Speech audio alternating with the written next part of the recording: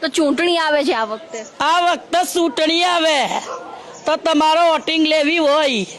તો અમને વ્યવસ્થા 2 રૂમ રસોડા વાળું કરી આપો તો તમને ચૂંટણી આપીએ ને મત આપીએ સોખું કહેવાનું સુખી રહેવાનું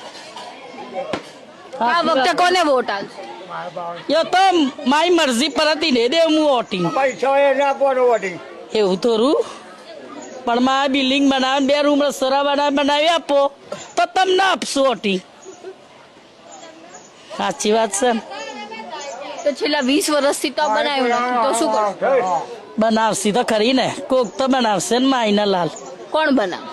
આ તું અમે માં એક લઈને આવી તો તું બનાવજે